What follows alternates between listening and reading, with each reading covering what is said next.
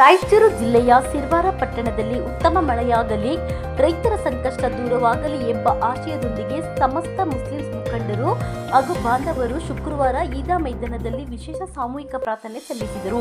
ಶುಕ್ರವಾರದ ಜುಮಾ ನಮಾಜ್ ಬಳಿಕ ಈದ್ಗಾ ಮೈದಾನದಲ್ಲಿ ಜಮಾಯಿಸಿದ ಮುಸ್ಲಿಂ ಸಮುದಾಯದ ಮುಖಂಡರು ಮತ್ತು ಭಕ್ತರು ಮಳೆಯ ಕೊರತೆಯಿಂದ ಸಂಕಷ್ಟಕ್ಕೆ ಸಿಲುಕಿರುವ ರೈತರ ಬದುಕು ಸುಧಾರಿಸಲಿ, ದೇವರು ರಾಜ್ಯಕ್ಕೆ ಸಮೃದ್ಧಿ ಮಳೆ ಕರುಣಿಸಲಿ ಎಂದು ಅಲ್ಲಾಹನಿಗೆ ವಿಶೇಷ ದುಹಾ ಸಲ್ಲಿಸಿದರು.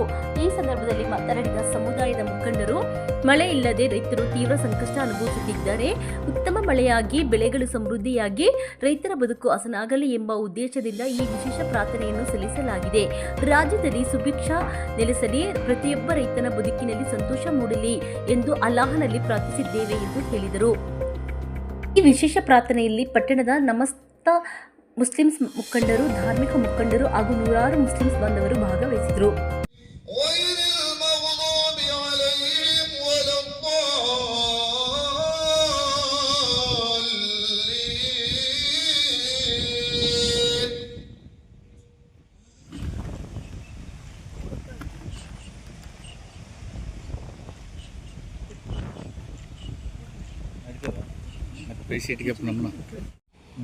ಅಲ್ಲಾಹು ಅಕ್ಬರ್.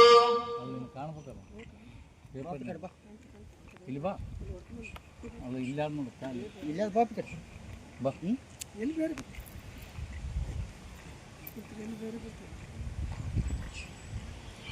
ಅಲ್ಲಾಹು ಅಕ್ಬರ್.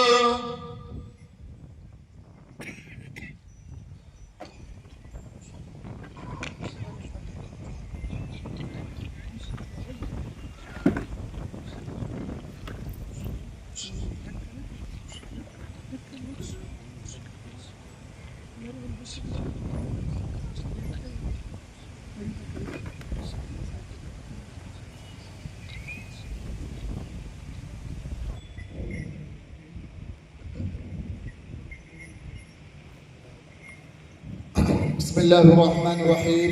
يا الله يا رحمن يا رحيم. الله رب محمد صلى الله عليه وسلم. نحن عباد محمد صلى الله عليه وسلم.